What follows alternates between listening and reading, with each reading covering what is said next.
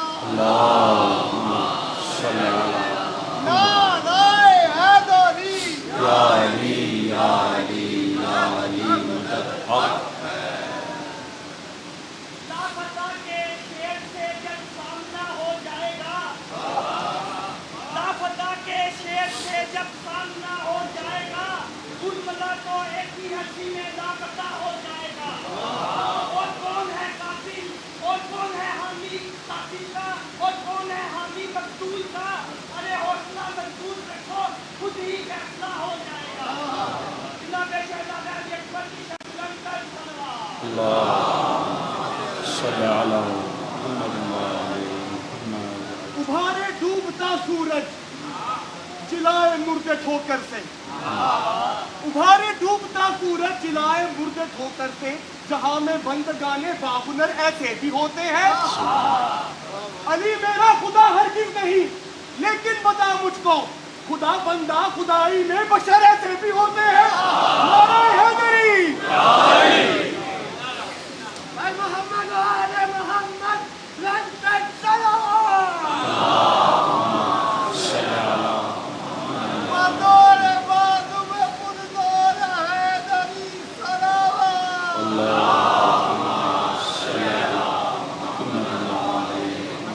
السلام علیکم ورحمۃ اللہ وبرکاتہ۔ استغفر اللہ ربی واتوب الیہ۔ اعوذ باللہ من الشیطان الرجیم۔ بسم اللہ الرحمن الرحیم۔ الحمد للہ الذی لم یتخذ صاحبۃ ولا ولدا ولم یکن لہ شریک فی الملک ولم یکن لہ ولی من الذل وَكَبِّرْهُ تَكْبِيرًا۔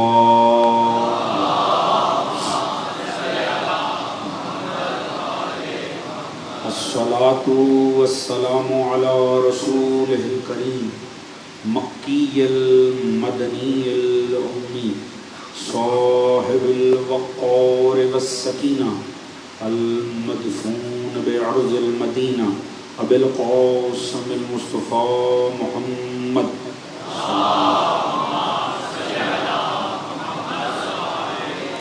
وعلى آله الطيبين الطاهرين المعصومين الذين أذهب الله عنهم الرجس وطهرهم تطهيرا۔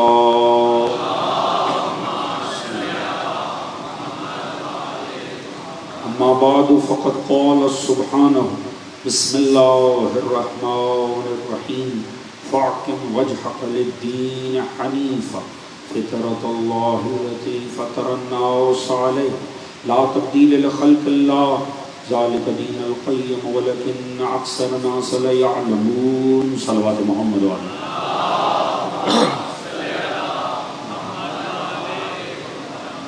ذرا مل کے بابا سے بلند درود پڑھنے آ رہے ہیں۔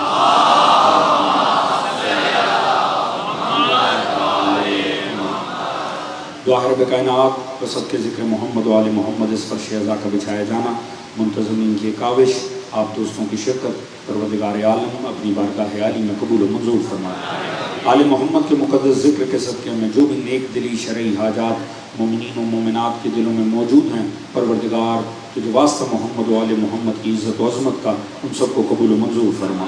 خصوصیت سے جنہوں نے دعاؤں کے لیے التماس کیا، ایک بہن کے شوہر ایکسیڈنٹ میں شدید زخمی ہیں، دعا کیجیے پروردگار عالم بیمار کربلا کے صدقے میں ان سب کو صحت کاملہ عطا فرمائے، سبھی مومنین کے رزق، عزت، دولت، علم، فہم، شعور، صحت میں برکت عطا فرمائے، سبھی کے شرم، عزت، پردے، جان و مال کو محفوظ فرمائے، سوائے غم آل محمد کے کوئی غم عطا نہ فرمائے، مومنین جہاں کو آپس میں اتفاق، اتحاد، پیار، محبت، خلوص، اخوت، مودت کی دولت عطا فرمائے، امام زمانہ علیہ السلام کا ظہور جلد فرمائے، ہم سب کو معصوم کی سپاہ میں شمار فرمائے، ہم سب کو دین و سیرت اہل بیت پڑھنے، سمجھنے، اپنی ذات اور گھرانے پہ نافذ کرنے کی توفیق عطا فرمائے، ہم سب کا خاتمہ بالحق بالخیر دین اہل بیت پہ قرار فرمائے، اس دین آل محمد کو، اس عشق و مودت و عزائے آل محمد کو تا صبح قیامت ہماری نسلوں میں جاری و ساری فرمائے، ہم سب کا خاتمہ بالحق بالخیر دین اہل بیت پہ قرار فرمائے، اور آخرت میں سبھی مرحومین سمیت ہم سب کو شفاعت محمد و آل محمد سے بہرہ مند فرمائے۔ ایک بابا سے بلند درود پڑھنے آل محمد۔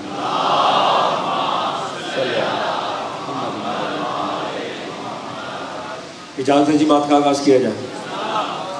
حضرات سامعین، آج 5 محرم کو ہماری قرآن و فطرت کے عنوان سے یہ 5ویں نشست ہے۔ یقیناً جو مطالب گزشتہ دنوں میں آپ دوستان کے سامنے اپنی آرائز پیش کی، اس کا کوئی نہ کوئی خاکہ آپ کے ذہنوں میں محفوظ ہو۔ جہاں سے گفتگو تھی وہیں سے سلسلہ گفتگو کو آگے بڑھائیں گے۔ ایک مربوط گفتگو ہے، پروردگار عالم انسان کو فطرت پر خلق کر رہا، معنی یہ ہے کہ اس نے انسان کو دیندار پیدا کیا، اس نے دین حق کی روشنی انسان کو ودیت کر کے اس دنیا میں بھیجا۔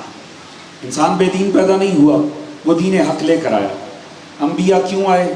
کل میں نے آپ کے سامنے عرض کیا، مولا امیر نے نہج البلاغہ میں فرمایا، بنیادی طور پہ انبیاء تمہاری فکروں میں چھپے ہوئے خزانوں کو نکالنے کے لیے آئے، یعنی جو حقیقتیں اندر موجود ہیں بس انہی سے روشناس کروانے کے لیے آئے۔ وہ کون سی قوت ہے جو اللہ نے دے کر بھیجی ہے، جو کہ اس دین فطرت کو ہمارے لیے سامنے ظاہر کر سکتی ہے؟ تو وہ ہے نعمت عقل۔ اللہ نے انسان کو جو جوہر عطا کیا ہے اپنے تک رسائی کے لیے، وہ ہے نعمت عقل۔ عقل کو اگر بروئے کار لایا جائے گا، اس عقل سلیم میں اتنی طاقت ہے کہ یہ انسان کو در حق کے اوپر پہنچا دے گا۔ توجہ ہے دوستان عزیز؟ حضرات، عقل کے معاملے میں ایک معاملہ یاد رکھا جائے، اور عرفا فرماتے ہیں انسان کے ادراک پر رجحان بنتا، یعنی جیسا انسان چیزوں کو درک کرتا ہے ویسے ہی وہ اپنے لیے گول سیٹ کرتا، ٹارگٹ بناتا، مقصد بناتا۔ جیسا دنیا کو اپنی عقل کے تحت انسان سمجھے گا ویسے ہی وہ اپنے لیے منزلوں کا تعین کرے گا۔ اگر سمجھنے میں غلطی ہوگی تو منزل بنانے میں بھی غلطی ہوگی، جیسی فکر ہوگی ویسی منزل ہوگی۔ آپ جانتے ہیں عقل کا معاملہ یہ ہے کہ آپ کے اور میرے چھٹے امام جعفر صادق علیہ السلام،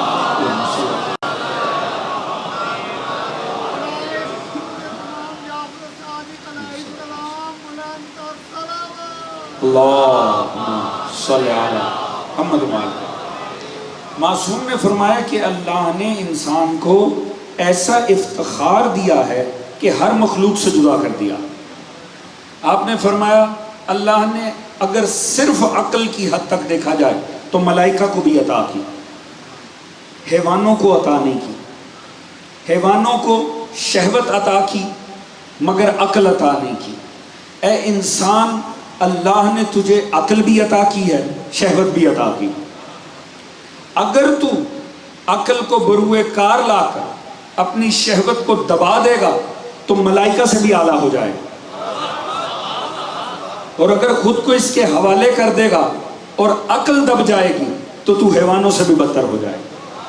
توجہ ہے دوستانے؟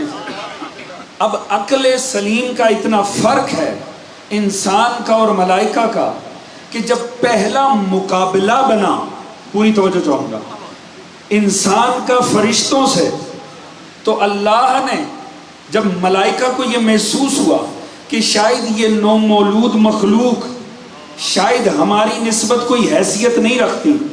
تو پروردگار نے فرمایا تمہیں یہ لگتا ہے تم اس سے اعلیٰ ہو تو آؤ پھر ایک علمی مقابلہ کر لیتے. وَعَلَّمَ الْآدَمَ الْأَسْمَاءَ كُلَّهَا ثُمَّ عَرَضَهُمْ عَلَى الْمَلَائِكَةِ فَقَالَ أَنبِئُونِي بِأَسْمَاءِ هَؤُلَاءِ إِن كُنتُمْ صَادِقِينَ. پروردگار نے فرمایا اگر تمہیں یہ لگتا ہے کہ تم اس سے بہتر ہو تو آؤ پھر بعض اسماء ہیں میں تمہارے بھی سامنے کرتا ہوں میں اس کے بھی سامنے کرتا ہوں. پھر دیکھو جو بتا دے گا وہ فاتح ٹھہرے گا. ملائکہ نے دیکھے ضرور بتا کچھ نہیں سکے بلکہ ہاتھ ہی جوڑ دیے. لا علم لنا الا ما علمتنا. یا اللہ ہم تو اتنا ہی جانتے ہیں جتنا تو نے بتا رکھا ہے. مگر جب اللہ نے وہی اسماء اب ان اسماء کا کم از کم کسی اور مکتب میں تعارف کرنا بنتا ہے آپ کو بتانا نہیں بنتا. توجہ ہے دوستان عزیز. جب اللہ نے آدم کے سامنے کی آدم نے اپنی عقل سلیم کو استعمال کیا. علامہ علی نقی نکن مرحوم نے تفسیر فرمائی ہے پروردگار ان کے درجات بلند فرمائے. انہوں نے فرمایا اس دن پتہ لگا کہ عقل انسانی میں جوہر کتنا ہے. بس جب نگاہ کی جسے محمود پایا اسے محمد بتا دیا جسے اعلیٰ پایا اسے علی بتا دیا جسے فاطر السماوات پایا فاطمہ بتا دیا جسے احسن پایا اسے حسن بتا دیا اور قدیم الاحسان کا جسے محسن پایا اسے حسین بتا دیا. توجہ ہے دوستان. اور جیسے ہی آدم نے نام لینے شروع کیے ملائکہ تو دنگ رہ گئے کیونکہ یہ جوہر تو وہ رکھتے ہی نہیں تھے. جو عقل انسانی کا کمال تھا کہ ظاہر کو دیکھنا ہے اور باطن میں اتر جانا, مجہول کو دیکھنا ہے اور واضح پہچان لینا ہے. ملائکہ تو یہ کر ہی نہیں سکے. ملائکہ نے فوراً ہی ہاتھ جوڑ دیے. لا علم لنا الا ما علمتنا. سرکار ہم تو جانتے ہی کچھ نہیں سوائے اس کے جو تو نے بتا رکھا ہے. نکن صاحب نے کمال کر دیا یہاں تفسیر میں فرماتے ہیں شاید اسی دن سے یہ ملائکہ کی تسبیح بن گئی لا اور الا کی. لا علم لنا الا ما علمتنا. لہٰذا جب بھی کسی عبد خدا کو اس کے فضائل کی معراج پر دیکھا تو یہ قصیدہ پکار اٹھتے ہیں لا فتح الا علی لا سیف الا ذوالفقار.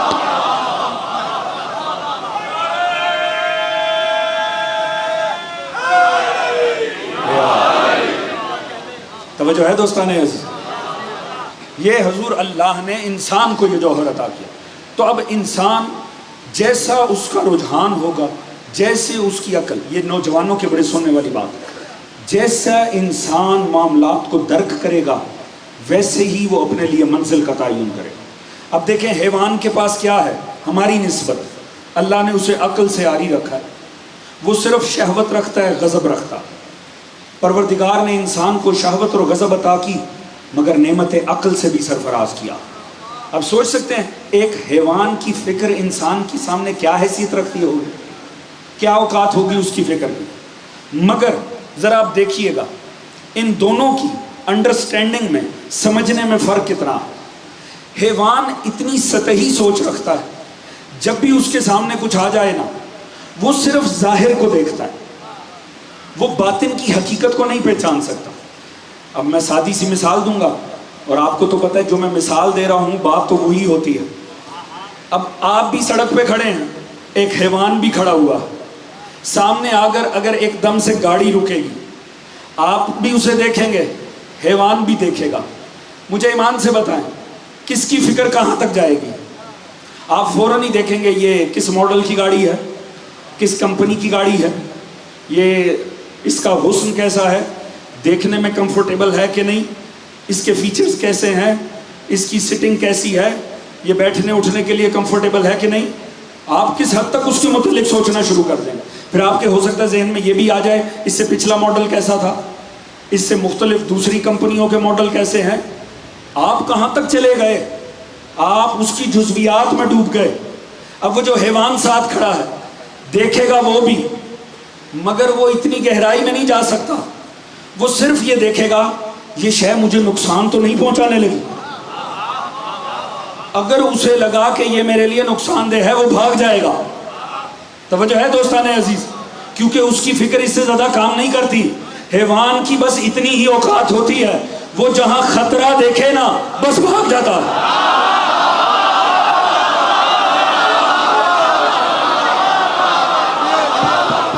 بات پہنچ رہی ہے دوست؟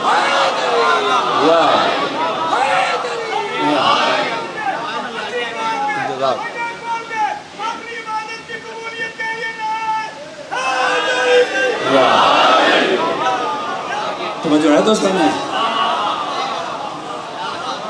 میں کچھ عرض کروں.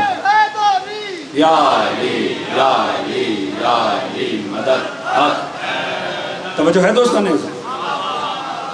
اب دیکھیں حیوان ہے نا, تو حیوان ہے, اس کی اس سے زیادہ آگے فکر ہی نہیں جاتی, اس کی سوچ کام ہی نہیں کرتی, اس کی عقل کو اس سے تعلق ہی نہیں ہے کہ آگے کون سے فائدے پڑے ہوئے ہیں. وہ تو صرف ظاہر پہ فیصلہ کر لے گا. اسے لگا مجھے ڈر ہے تو وہ نکل جائے گا. توجہ ہے دوستان عزیز, کتنا محدود شعور ہے.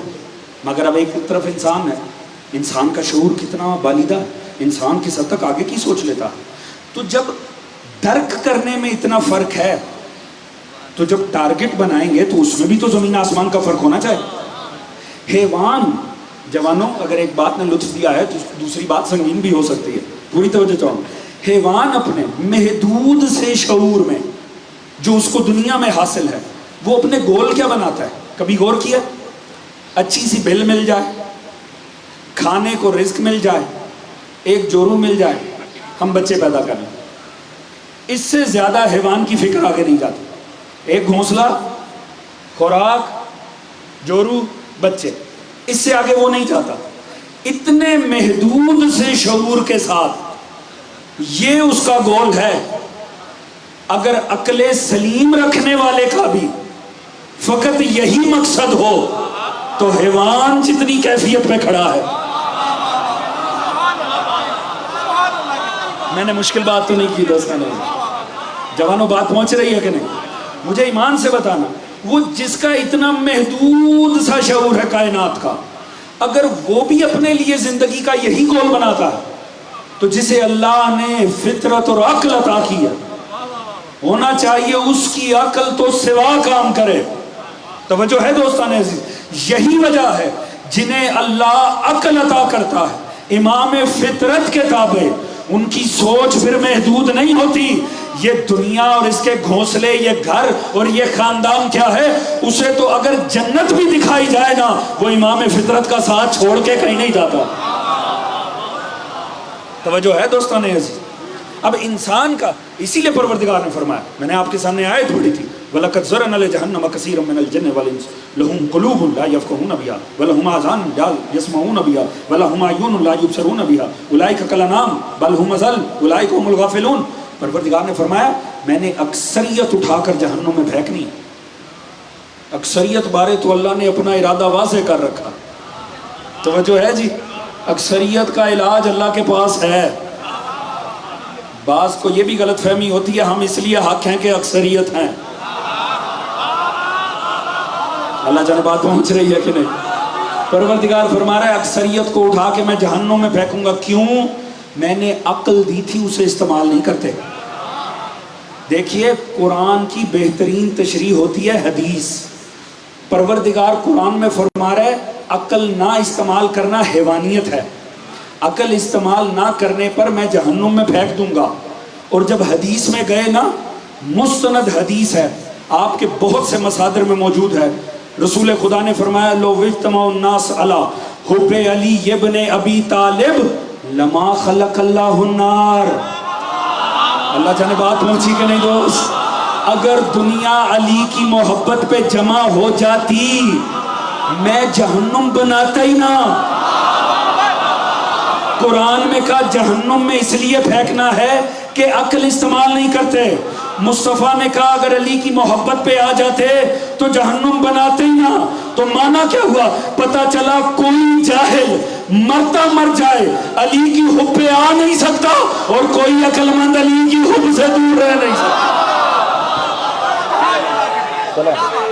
سلام.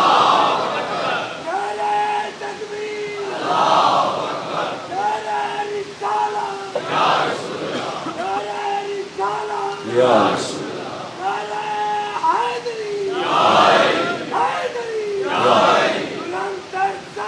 اللہ صلی علی حلیم سلامت ہے. توجہ ہے نا دوستان عزیز؟ بات پہنچ رہی ہے دوست؟ حضور اس کا مطلب ہے کہ علی دشمنی اصل میں عقل دشمنی ہے. علی کی محبت کو کوئی عقل مند چھوڑ نہیں سکتا، اور اگر کوئی اس غلط فہمی میں ہے نا، وہ مرضی سے علی سے دور ہے، وہ مرضی سے دور نہیں ہے. جاہل کو اللہ نے رکھا ہی علی سے دور ہے.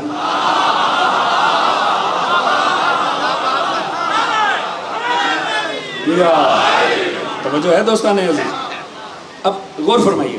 حضور یاد رکھیے عقل سلیم. دیکھیں کل میں نے ایک آپ کے سامنے مولا کا فرمان پیش کیا، فرمایا من عرف نفسہ فقد عرف ربہ. اے انسان اگر تو خود کو پہچان گیا، یاد رکھ تو رب کو پہچان گیا. سورہ فصلت پروردگار نے ارشاد فرمایا سَنُرِيهِمْ آیَاتِنَا فِي الْآفَاقِ وَفِي أَنفُسِهِمْ حَتَّى يَتَبَيَّنَ لَهُمْ إِنَّ هُوَ الْحَقُّ. فرمایا ہم تمہیں آسمان و زمین میں خود تمہارے نفوس میں نشانیاں دکھاتے ہیں تاکہ تم یقین کرنے والوں تمہیں پتہ چل جائے حق ہیں. توجہ ہے دوستان عزیز؟ اللہ نے آپ کے اندر ہی بڑی قدرت سجا رکھی. علماء نے لکھا یہ جو نفس انسانی ہے نا، یہ 4 طاقتوں کے اوپر محیط ہے. یہ انتہائی قیمتی بات عرض کر رہا ہوں، یہ وہ ضرور سمجھیں جو صاحبان اولاد ہیں. فضائل کا فضائل ہے، مگر تربیت کے اصول و قوانین سمجھ میں آ جائیں گے اگر آپ یہ بات سمجھ گئے تو. انہوں نے لکھا علماء نے 4 چیزیں ہیں جن پہ نفس انسانی بنا ہوا ہے. 4 طاقتیں ہیں، جب ملتی ہیں تو نفس انسانی تشکیل پاتا ہے. سب سے پہلی ہے قوت عقل. اللہ نے سب سے پہلی نفس انسانی کو قوت دیا، قوت عقل. بالیدہ فکر افراد ہیں، پڑھے لکھے جوان ہیں، بات ضائع تو ہو ہی نہیں سکتی. دوسری انہوں نے لکھا قوت شہوت، نیچرلی فطری طور پہ اللہ نے آپ کے اندر ودیت کی. تیسری ہے قوت غضب. چوتھی ہے قوت وہمہ. یہ نام یاد کر لیں، وہ سارے دوست جو صاحبان اولاد ہیں، یہ آپ کے بڑی کام بات آنے جا رہی. 4 طاقتیں ہیں حضور جو مل کے نفس انسانی کو ڈیزائن کر رہی. سب سے پہلی قوت عقل، دوسری قوت شہوت، تیسری قوت غضب، چوتھی قوت وہمہ. یہ 4 قوتیں ایسی ہیں جو ملتی ہیں تو نفس انسانی تشکیل پاتا ہے. یاد رکھیے گا اگر کوئی رحمت اللہ علیہ ہو، علیہ السلام ہو، تو وہ بھی ان 4 کی بنیاد پر ہے، اور اگر کوئی لعنت اللہ علیہ ہے تو وہ بھی ان 4 کی بنیاد پر. توجہ ہے دوستان عزیز؟ یہ 4 ہیں جو مل کے نفس انسانی کو تشکیل دے رہی ہیں. کمال کیا ہے اور مسئلہ کیا ہے؟ ان 4 کی آپس میں نہیں بنتی.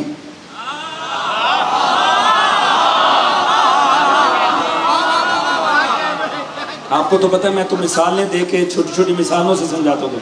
ان 4 کی آپس میں نہیں بنتی. دوبارہ سن لو، عقل، شہوت، غضب، وہمہ. عقل میں آپ کے سامنے بتاتا سمجھاتا آ رہا ہوں عقل کرتی کیا ہے، عقل کے فضائل کیا ہیں. غضب کیا ہے، شہوت کیا ہے، اسے سمجھیں. شہوت کیا ہے؟ شہوت ایک ایسی اندر قوت ہے جو چاہتی ہے طمع، ہر شے مجھے مل جائے. اس کے اپنے لطائف ہیں، اگر آپ اسے اس کے لطائف دیتے چلے جائیں گے نقصان کیا ہوگا؟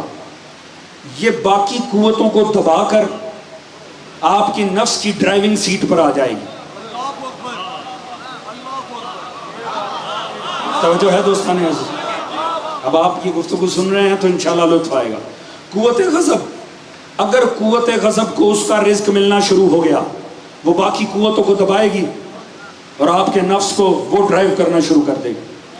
قوت وہمہ، اگر اسے اس کا رزق ملا تو پھر یہ سب کو دبا دے گی، خود آگے آ جائے گی.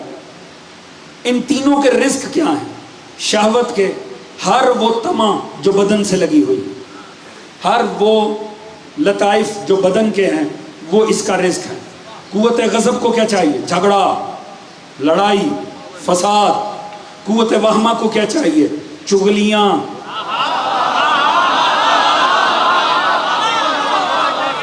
ادھر کی ادھر، ادھر کی ادھر.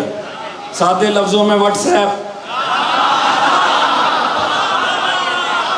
جوانوں بات پہنچ رہی ہے؟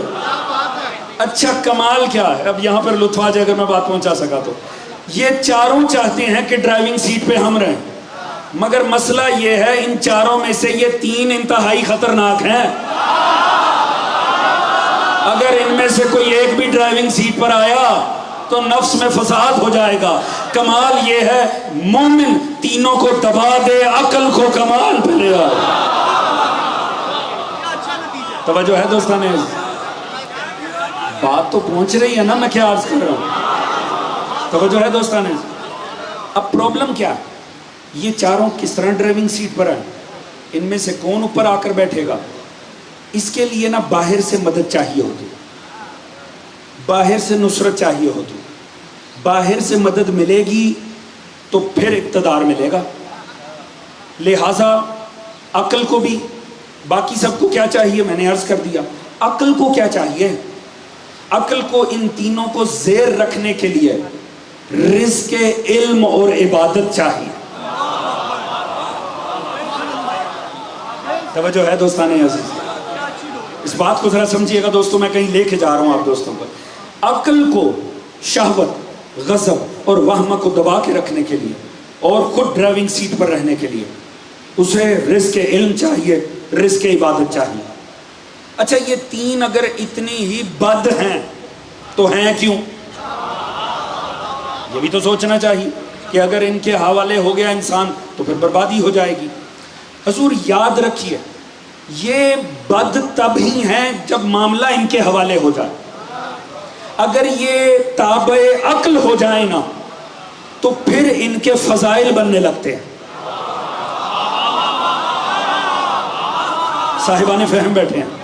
قوت شہوت اگر اس کے حوالے خود کو کیا تو ایک بد کردار انسان نکل کے سامنے آئے جسے معاذ اللہ تمیز ہی نہ ہو، رشتوں تک کا ادب نہ ہو. آپ جانتے ہیں معاشرے میں کیسے کیسے درندے ہوتے ہیں. اگر قوت شہوت کے حوالے ہوئے تو برباد ہو جائیں. مگر اگر یہی قوت شہوت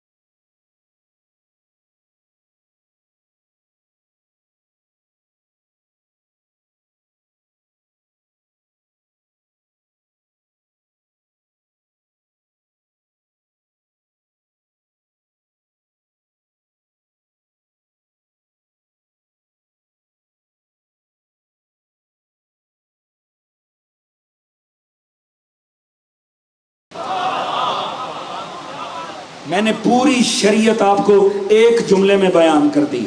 آپ جا کے شریعت اٹھا کر پڑھ لیں. آپ کو جو جو چیز دیکھنی حرام قرار دی ہے نا وہ دیکھیے گا آپ کی قوت شہوت کو بھڑکا رہی ہوگی. جو جو چیز آپ کی سننے میں حرام قرار دی گئی ہے نا وہ آپ کو کہیں نہ کہیں قوت وہمہ کو خراب کر رہی ہے. ہر وہ بات رویہ حرام قرار دے دیا ہے جو قوت غضب کو بھڑکا رہا ہے. یہ کرنے کے بعد ہر وہ چیز اللہ نے واجب کر دی ہے جو آپ کی عقل کو قدرت عطا کر رہی ہے. دیکھیں خالق کتنا کریم ہے. وہ خود کو جھکا کے اسے کچھ نہیں ملنا, وہ اس لیے عبادت کروا رہا ہے آپ کو آپ پر اختیار مل جائے. سلام ہے سننے والوں کو دوستو. اب اس کا مطلب جوان سن رہے ہیں بات کو, توجہ ہے جی. اب سمجھ میں آیا عبادت کا فلسفہ. اللہ اپنے آپ خدا بے نیاز ہے. جسے علی جھکتا ہو اس نے ہمارے سجدے کیا کرنے ہیں. توجہ ہے جی.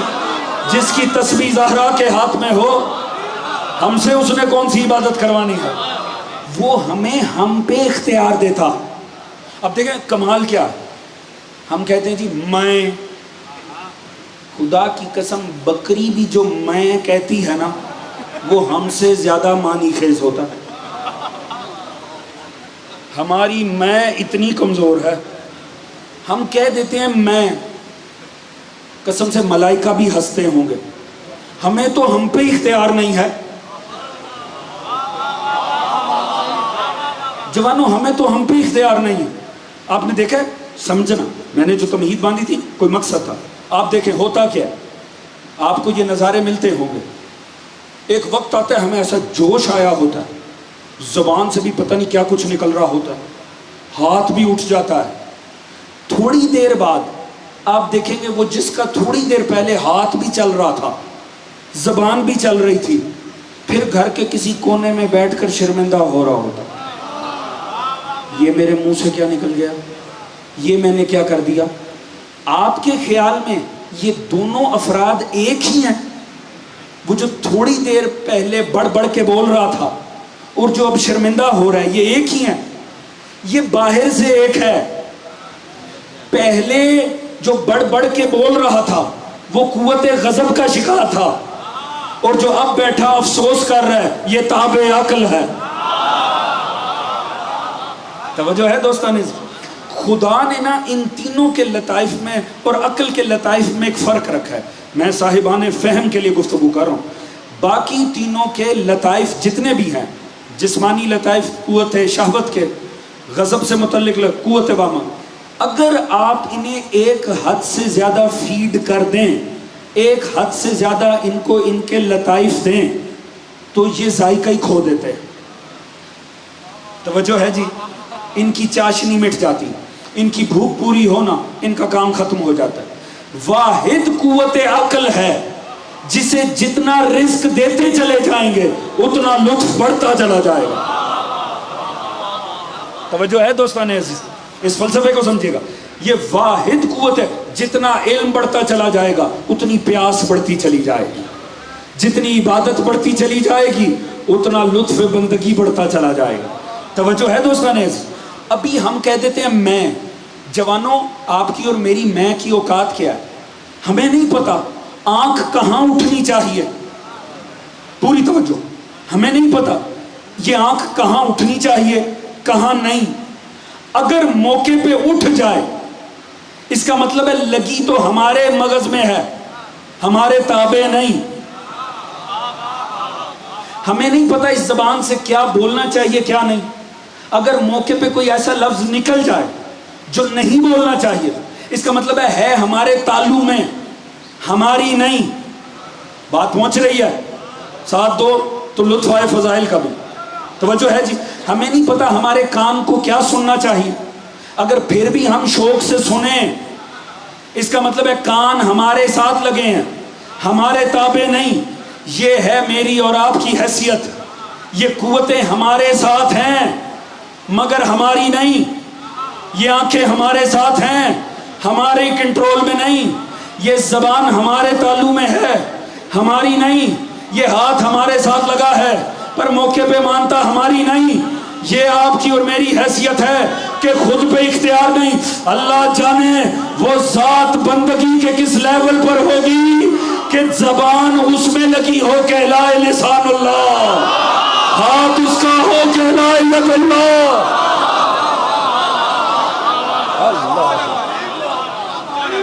سلام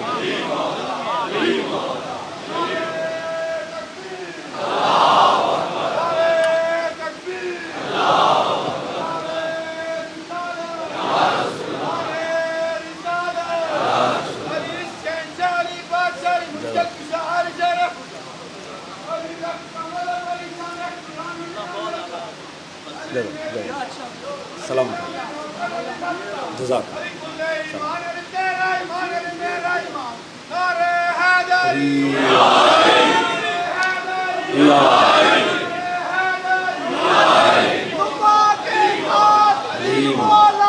علیم.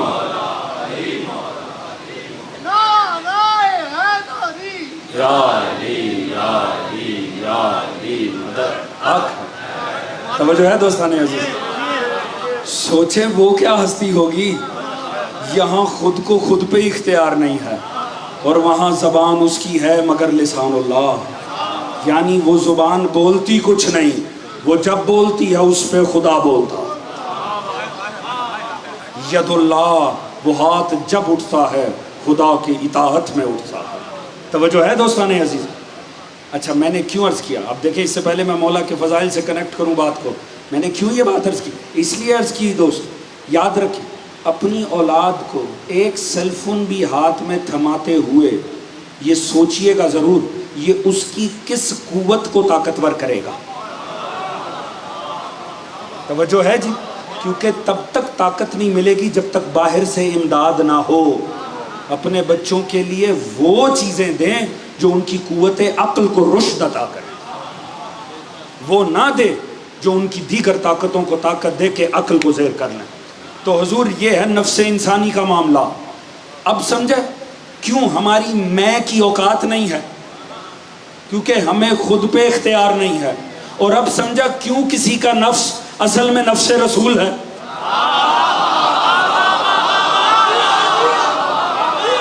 مجھے جس بات کے لیے حکم ہے میں وہاں لے کر آیا ہوں، مگر دیکھیں آج میں لایا کہاں سے.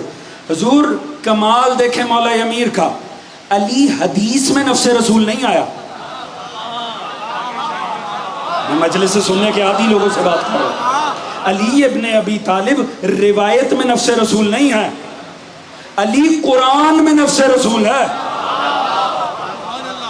بات پہنچ رہی ہے کہ نہیں؟ یہ بھلا کون سی آیت میں ہے؟ مباہلہ. یہ دیکھیں مجلس سے سننے کی عادت ہے. جہاں مجلس سے سننے کی عادت ہو وہاں پھر ذہن ادھر ادھر نہیں جانا چاہیے. دیکھیں ہر کسی کا رشتہ بتایا تھا اللہ نے مباہلہ میں. تم اپنے بیٹے لاؤ، رشتہ ہے. توجہ ہے دوست. پروردگار نے کیا فرمایا تھا؟ ابنانا و ابناکم نسانا و نساکم. یہ رشتے ہیں کہ نہیں؟ بیٹا ہونا رشتہ ہے، نساء ہونا رشتہ ہے. اب اس کے بعد کیا فرمایا؟ انفسنا.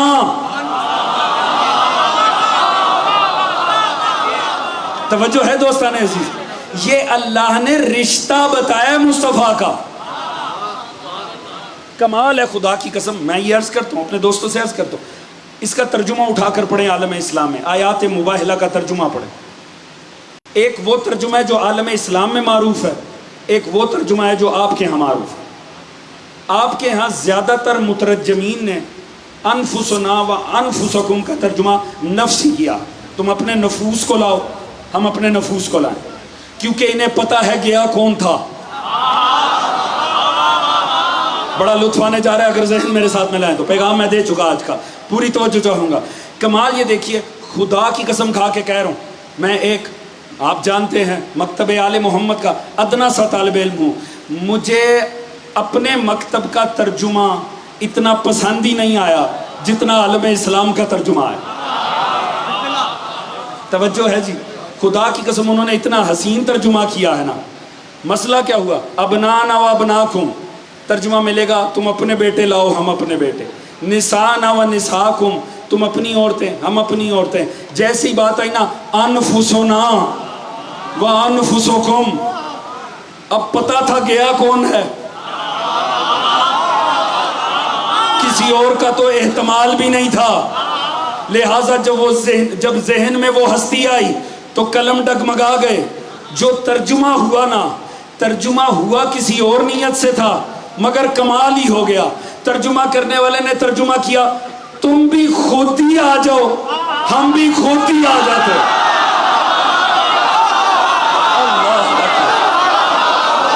اللہ توجہ دستانے اللہ سلامت رہی.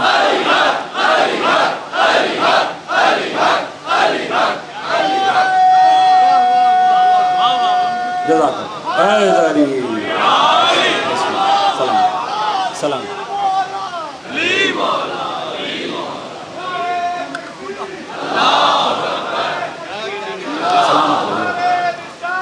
یا رسول یا رسول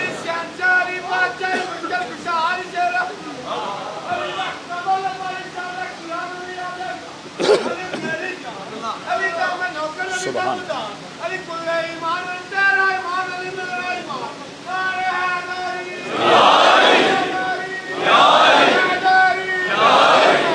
حلیم حلیم.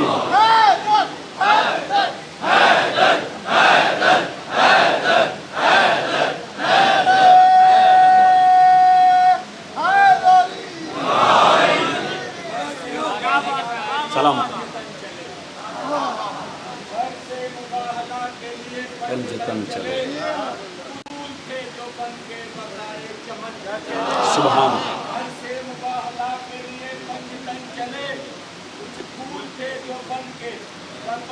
چمن چلے. اس قافلے کی فتح پہ شک ہو تو کفر ہے، جس قافلے کی پشت پہ خیبر کی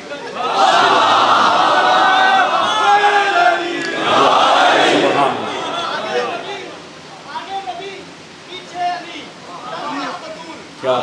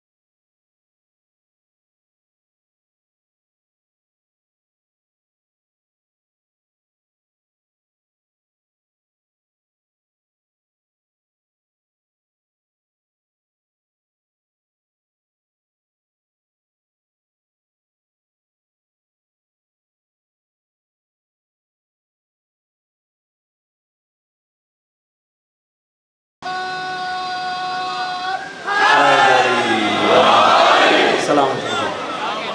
توجہ ہے دوستان عزیز.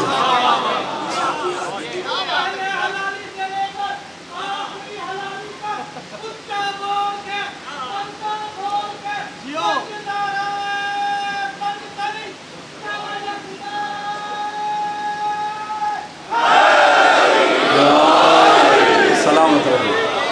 توجہ ہے دوستو. علی مصطفیٰ کی میں کا نام ہے. اچھا اب یہاں بڑا بخل ہوگا, وقت تو بہت زیادہ, اور اجازت دیتے ہیں آج صرف 5-7 منٹ اوپر اگر چلے جائیں. توجہ ہے جی. حضور مجھے یہاں میں نکن صاحب کی وہ بات نہ عرض کروں تو ظلم ہوگا خدا کی قسم, جہاں ماحول آ گیا. خدا کی قسم بعض آیات ایسی ہیں, بعض علماء کو جو الہام خدا نے کر دیا ہے وہ انہی کے لیے, انہی کا خاصہ تھا. اللہ تعالیٰ ہمارے علماء کے درجات بلند فرمائے, انہیں جوار معصومین میں جگہ عطا فرمائے, جو ہیں ان کا سایہ اس ملت اور مکتب پہ سلامت رکھے. خدا کی قسم جب نفس رسول کے اوپر آ کرنا نکن صاحب نے ختم کر کے رکھ دیا. انہوں نے جس کا صاحبان فہم کے لیے تو حضور صرف اور صرف اس کا جو انہوں نے تعریف کی ہے نا وہی کافی ہے آسمان پہ پہنچانے کے لیے. انہوں نے لکھا نفس کسے کہتے ہیں, انہوں نے فرمایا جو کثرت کو وحدت میں سما دے اسے نفس کہتے ہیں. خدا کی قسم کمال کر دیا. فرماتے ہیں جو کثرت کو وحدت میں سما دے. اب اس کی چھوٹی سی مثال ہے, میں اپنے الفاظ میں آپ کے سامنے عرض کر دیتا ہوں, پوری کوشش خدا کرے میں اگر میں نے سمجھایا تو یہاں پھر فضائل امیر کی قیامت ہے. وہ فرماتے ہیں نفس کیا کرتا ہے, کثرت کو وحدت میں سمو دیتا ہے. مانا یہ ہمارا جو جسم ہے, میں نے بات وہیں سے کی کہ نفس 4 طاقتوں پہ مشتمل. یہ جو ہمارا جسم ہے نا اس سے مختلف افعال بیک وقت سرزد ہو رہے ہیں. سادی ترین جوانوں کی سطح پہ آ کر بات کر رہا ہوں. ہم اس سے دیکھ بھی رہے ہیں, ہم اس سے بول بھی رہے ہیں, ہم اس سے سن بھی رہے ہیں, چھو بھی رہے ہیں, چل بھی رہے ہیں.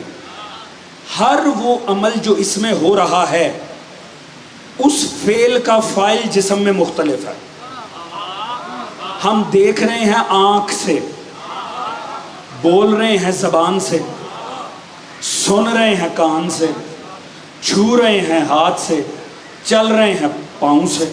ایسے ہی ہو رہا ہے, کسی اور کا کوئی اور سیٹ اپ تو نہیں ہے نا, کنفرم بات ہے.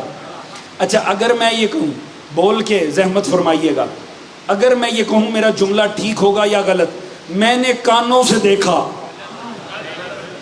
کنفرم بات ہے. جو خاموش ہیں ان کے نزدیک بھی کنفرم ہے نا, تو معجزوں پہ تو نہیں لگے ہوئے.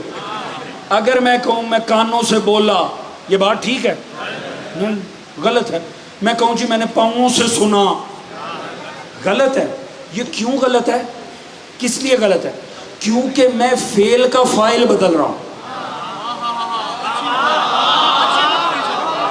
جوانوں ہے نا ساتھ, بڑا لطف آنے جا رہا ہے یہاں پر.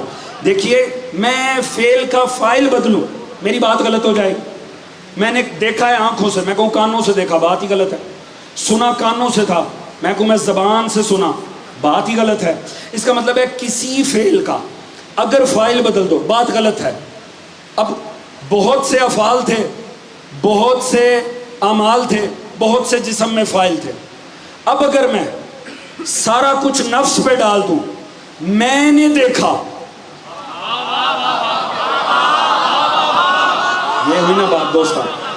میں نے بات غلط کی یا ٹھیک کی؟ ٹھیک کی. میں نے سنا, میں چلا, میں نے چکھا. اب یہ درست ہے کہ نہیں؟ یہ کیسے درست ہوا؟ پہلے آپ فعل کا فاعل بدل رہے تھے تو بات غلط ہو رہی تھی. یہ اب آپ نے سب کچھ نفس پہ ڈالنا شروع کر دیا. میں نے دیکھا, میں چلا, میں بولا, اب سب کچھ ٹھیک ہو رہا ہے. کیوں؟ نفس نے کیا کیا؟ کثرت کو وحدت میں سمو دیا. دوستو میرا ساتھ دیں, لطف آ جائے گا خدا کی قسم. توجہ ہے جی. نفس کیا کرتا ہے؟ کثرت کو وحدت میں سمو دیتا ہے. پروردگار نے کیا فرمایا؟ علی کیا ہے؟ نفس رسول. فعل کا فاعل بدلیں بات غلط ہو جاتی ہے, نفس پہ ڈالیں کبھی غلط نہیں ہوتی. علی ہے نفس رسول. مانا کیا ہے؟ آنکھیں نبی کی دیکھا علی نے. توجہ ہے جی. زبان مصطفیٰ کی ہلی, کلام علی کا. چلے علی حرکت نبی کی، کیوں غلط نہیں ہو سکتا؟ کیونکہ علی نفس رسول ہے. دونوں میں سے کسی پہ ڈال دیں بات غلطی نہیں ہو سکتی، کیونکہ قرآن کہہ رہا ہے علی نفس رسول ہے. اس کا مطلب ہے چلے مصطفیٰ حرکت علی کی، نگاہیں علی کی، دیکھنا مصطفیٰ کو. اب پتہ چلا یہ کیسے ہوا؟ اولاد علی کی، آل نبی کی.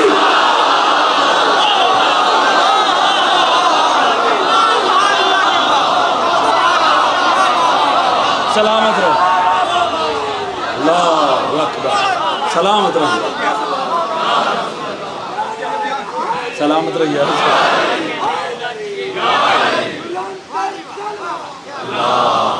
صلی محمد والی سلامت رہو، جزاک اللہ صلی محمد والی. توجہ ہے دوستان عزیز؟ باہر تک موجود دوست ساتھ ہیں کہ نہیں ہیں؟ حضور ابھی بات تمام نہیں ہوئی. جو دوست جہاں آخر میں بیٹھے وہاں تک بات جائے گی. بات میں وہ کرنے لگا ہوں جو میں کر دوں گا، سمجھانی نہیں. جسے نہیں سمجھ آئے گی وہ بعد میں اس سے پوچھے گا جسے سمجھ آئے. بہت بڑا مسئلہ میں ایک لمحے میں حل کرنے جا رہا ہوں. علی ہے نفس رسول، مانا گیا. اب یہ نکن صاحب نے نہیں فرمایا، یہ اس طالب علم کی ذاتی گستاخی ہے. بس سن جائیے گا، جسے سمجھ آئے وہ بعد میں اسے سمجھائے جسے سمجھ نہ آئے. علی ہے نفس رسول، مانا کیا ہے؟ عمل نبی کا ڈالو علی پہ، عمل علی کا ڈالو نبی پہ، عمل نبی کا ڈالو علی پہ. بات غلط نہیں ہو سکتی. کیوں؟ کیونکہ نفس ہے، علی نفس رسول ہے. اس کا مطلب ہے حرکت مصطفیٰ کی، چلنا علی کا، نگاہیں علی کی، دیکھنا نبی کا، اولاد علی کی، آل نبی کی. آج کے بعد یہ سوال کوئی نہ کرے یہ کیسے ہوتا، سیگا علی پڑھ دے طلاق نبی کی.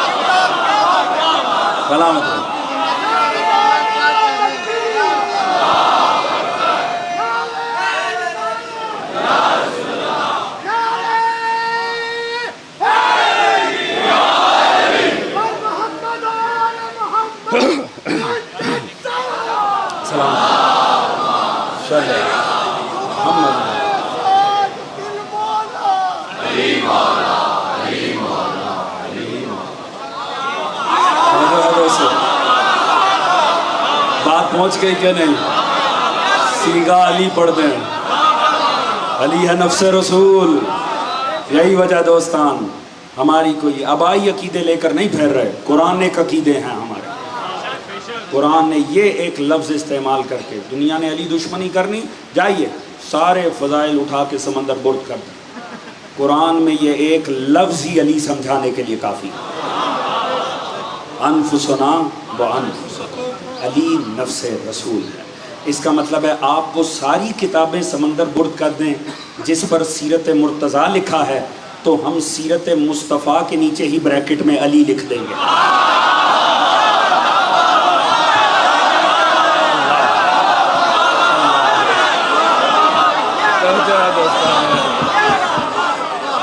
جب تک امت میں مصطفیٰ کے فضائل ہیں، مرتضیٰ کے ہیں، اور دنیا سمجھے مرتضیٰ کے فضائل اصل میں مصطفیٰ ہی کے فضائل. ہم نے اپنی مرضی سے مانا کب ہے؟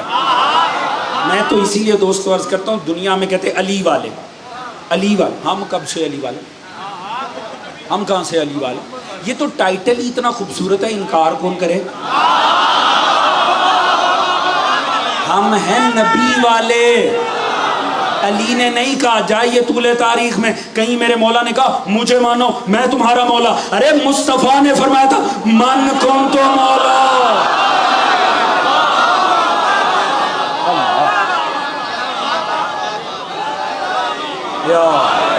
توجہ ہے دوستان عزیز؟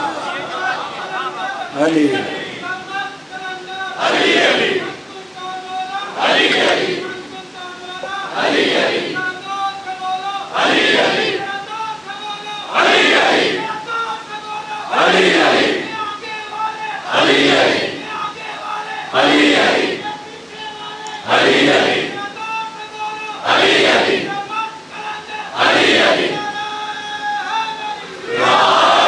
سلامت ہے. توجہ ہے دوستان عزیز. پروردگار آپ لوگوں کو سلامت رکھے. اس کو پروردگار آپ کو سلامت رکھے. اللہ حضرات یاد رکھیے مولا امیر المومنین نفس رسول. اگر ہم نے مولا امیر کو بعد مصطفیٰ کائنات سے افضل مانا ہے تو یہ احترام رسالت میں مانا. یہ احترام سرکار ختمی مرتبت کا تقاضا ہے کہ علی کو چونکہ قرآن نے نفس رسول کہا ہے تو مصطفیٰ کے ساتھ مصطفیٰ کے بعد علی کو کائنات سے افضل مانا جائے. یہ غلو نہیں ہے، یہ کفر نہیں ہے، یہ کسی قسم کا بدعقیدہ نہیں، یہ عین قرآن ہے. اور یاد رکھیں جب خود ساختہ عقیدے پروان چڑھتے ہیں تو جو خدا کے نمائندے ہوں وہ ذبح گاہوں میں پہنچ جاتے ہیں.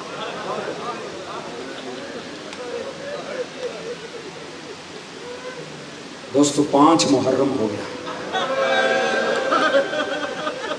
سارا سال انتظار رہتا ہے محرم آ جائے، محرم آئے.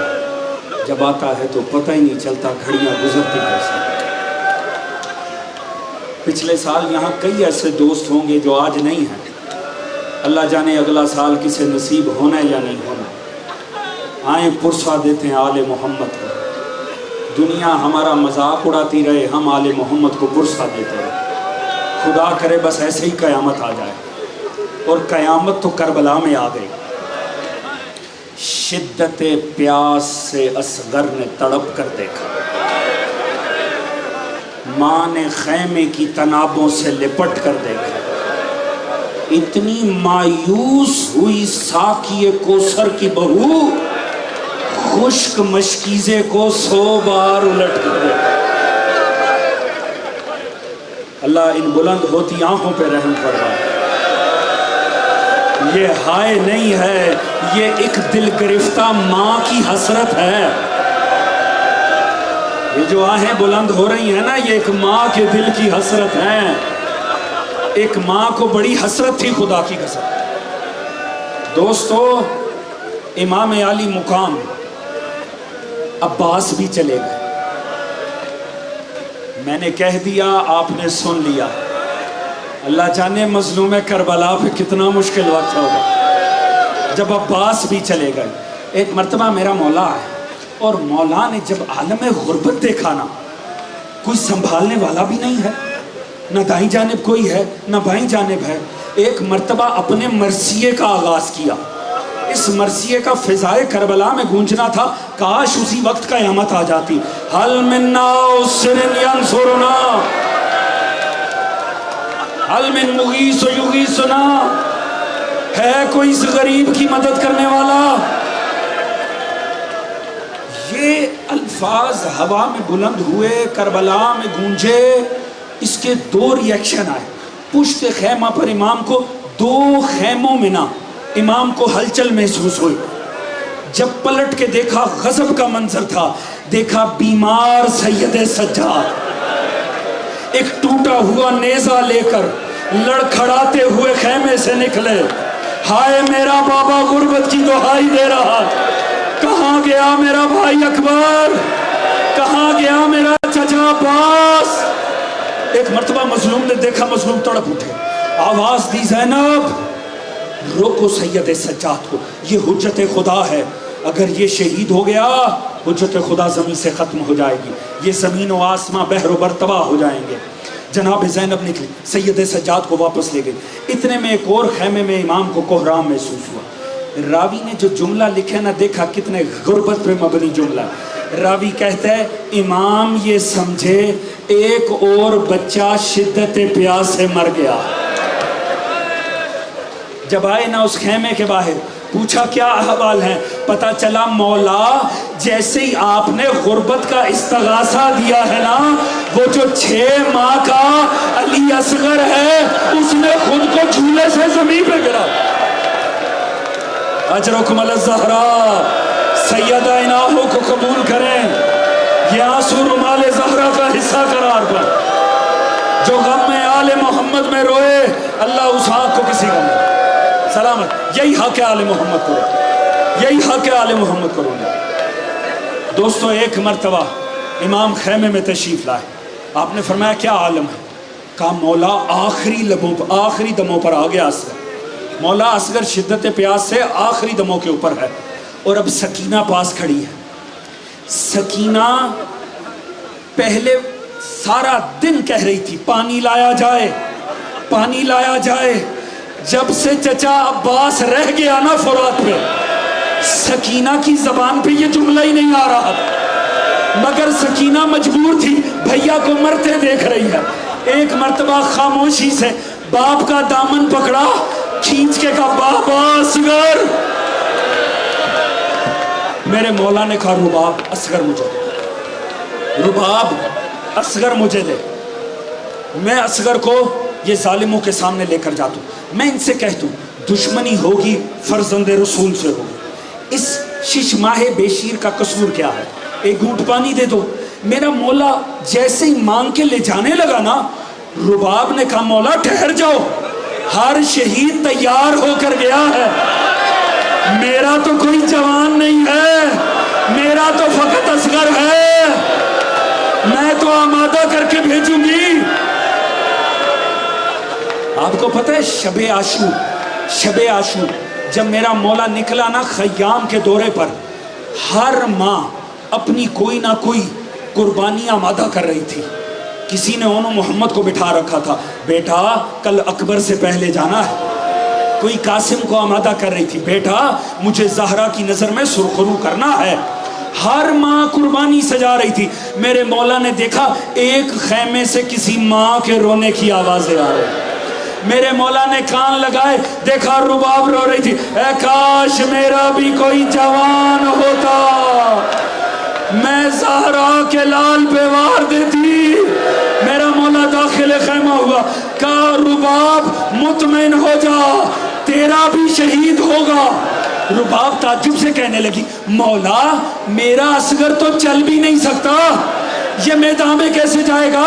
کہا رباب ہر کوئی سوار ہو کر جائے گا، یہ میرے ہاتھوں پہ سوار ہو کر جائے گا. اجرکم علی الزہراء، اناہوں کو بلند کریں.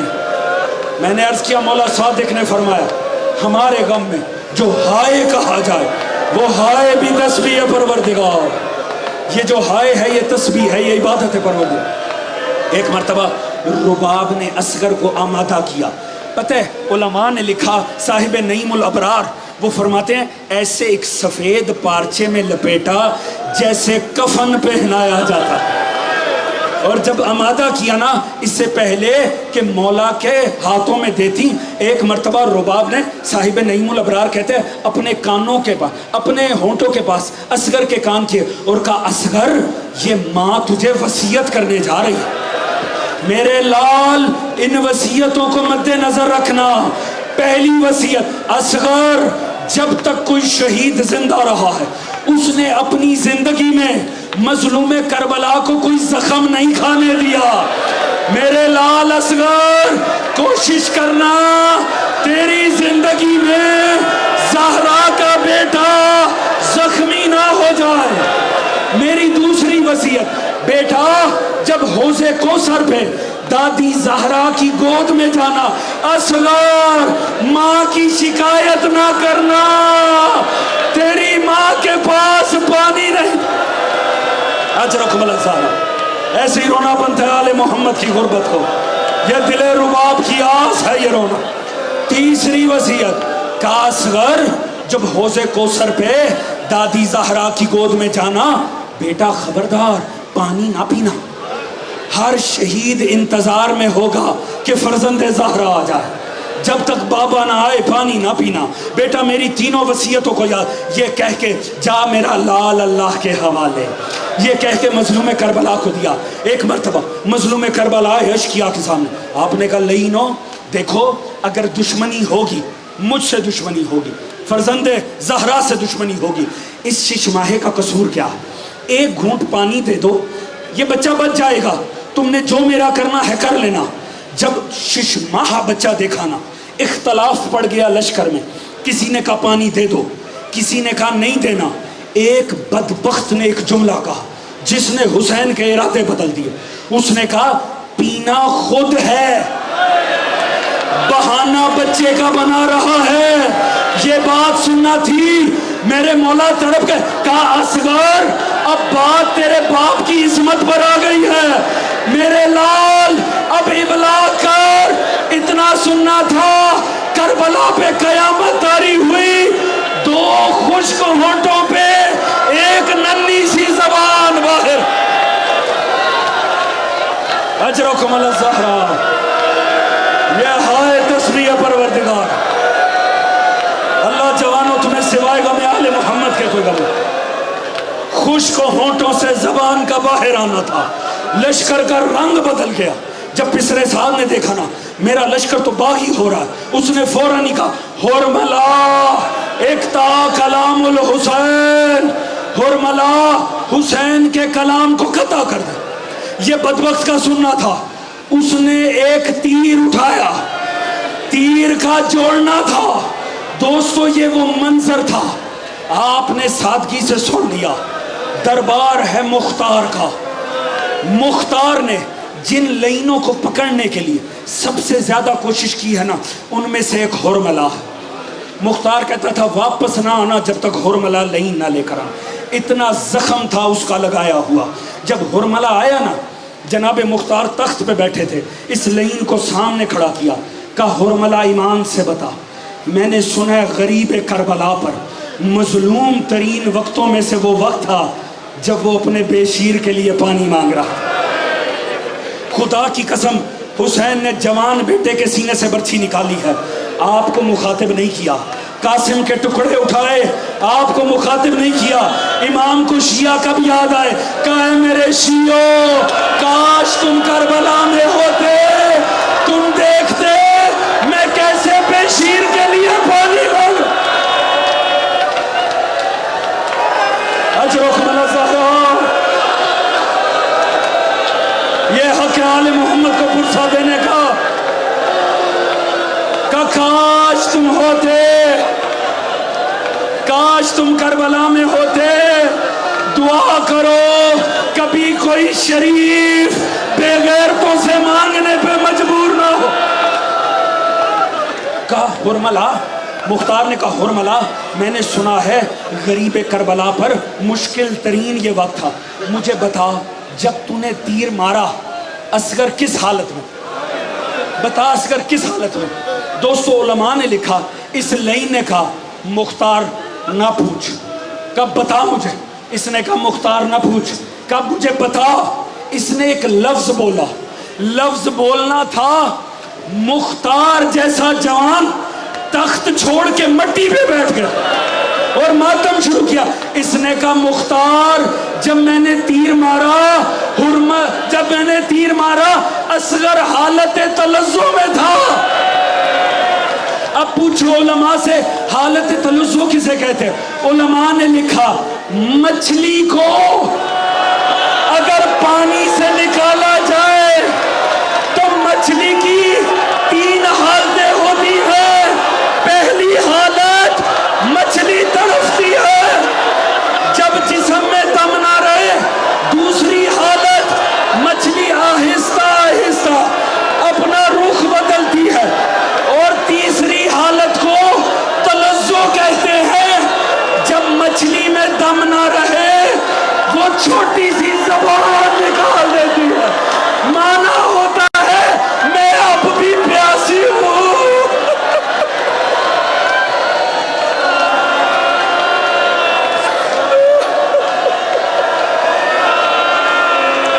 اجرکم الزہرا، یہی حق ہے رباب کے لال کو رونے کا۔ آپ اور میں کیا جانے رباب کے جگر پہ کیا گزری ہو. یہی حق ہے رباب کو پرسا دینے کا. دوستوں مختار ماتم میں لگے. پھر اس لعین نے اگلی بات کی جس نے مختار کو قبر تک رلایا. اس لعین سے پوچھا بتا تو نے تیر کون سا مارا تھا. دوستوں کلیجے سنبھالنا. اس نے کہا مختار میرے پاس 3 ایک جیسے تیر تھے جن کا ایک منہ نہیں تھا. 6 شعبہ تیر تھے. وہ تیر جو حیوانوں کو مارے جاتے ہیں. اس نے کہا میں نے 3 تیر کربلا میں چلائے. حر نے پوچھا بتا کہاں کہاں چلائے. اس نے کہا میں نے پہلا اصغر کو مارا تھا جس نے اصغر کو ایک کان سے دوسرے کان تک ذبح کر دیا. کہا دوسرا کہا جب مظلوم سجدے میں تھا ایک مرتبہ امام نے اپنے کرتے کو اٹھایا تاکہ آنکھ میں سے لہو صاف کریں. میں نے دل حسین پہ مارا. اب پوچھو تیسرا تیر کہاں. اس نے کہا مختار جب ہم نے اصغر کو مٹی سے نکالا میں نے اس تیر سے اصغر کی گردن کو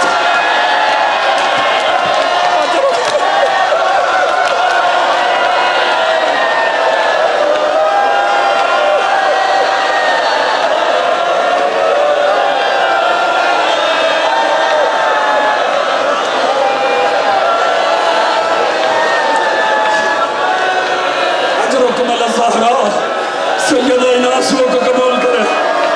ابھی ہمت نہ چھوڑنا. ابھی ہم نے کل اکبر کا بھی ماتم کرنا. دوستو یہاں سے تیر چلا. کیا کریں وجود طفل چھوٹا تھا تیر بڑا تھا. میرا مولا سنبھالتا ہی رہ گیا. اصغر ایک کان سے دوسرے کان تک سے بھاگ. کتنا لہو ہوگا کتنا لہو ہوگا بے شیر کے. اتنا لہو تھا کہ مظلوم کے ہاتھوں پہ پورا آ گیا. ایک مرتبہ مظلوم کا لہو لیا. میرے مولا نے ارادہ کیا آسمان کی جانب اچھال.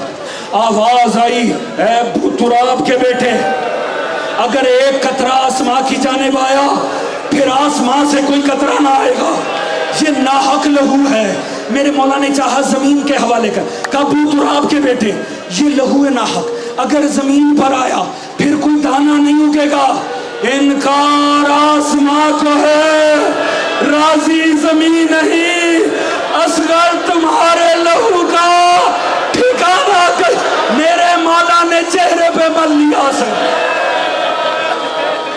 اب اس کے بعد ابھی تیاری رکھے رونے. اب اس کے بعد کا منظر عجیب ہے. راوی کا نام ہے ابو خلیل. ابو خلیل کہتا ہے میں نے مظلوم کربلا کو سارا دن دیکھا تھا. میں نے فجر سے لے کر حسین کو دیکھا. خدا کی قسم مجھے حسین سے بڑا کوئی مظلوم نہیں دکھتا. یہ اس نے مختار کے سامنے کھڑے ہو کے کربلا سنا. اس نے کہا میں نے حسین سے بڑا کوئی مظلوم نہیں دیکھا. مختار نے کہا اس میں شک کی کوئی نہیں پر بتا تو کس منظر کی وجہ سے کہہ رہا ہے. اب دوستو جو ابو خلیل نے کہا اس نے کہا میری نظر میں حسین پر کربلا میں غریب ترین لمحہ وہ تھا جب میں نے دیکھا حسین کے ہاتھوں میں بے شیر کا لاشا تھا. میں نے دیکھا حسین بار بار خیموں کی طرف جاتے ہیں. اللہ جانے مظلوم کو نظر کیا تھا. حسین پلٹ کے واپس آ جاتے. وہ کہتا 8 مرتبہ حسین گئے بار بار واپس آئے. میں نے کہا دیکھوں تو صحیح غریب کربلا کی مجبوری کیا ہے. کہتا میں ٹیلوں میں سے ہو کر ایک اونچے ٹیلے پر آیا. میں نے دیکھا جیسے ہی حسین نکلنے لگتے ہیں در خیمہ پہ نگاہ دیکھا ایک ماں ہے جو خیمے کے دروازے پہ کھڑی. جیسے ہی اس کا چہرہ حسین پلٹ کے واپس. آخر کو تو جانا تھا. ایک مرتبہ خیمے کے پاس آئے. اب میرے مولا نے اصغر کے اوپر چادر ڈال رکھی ہے. ماں نے آخری سوال ماں نے پوچھا پلا لائے پانی میرے اصغر کو. امام نے چادر ہٹائی کٹی گردن دیکھی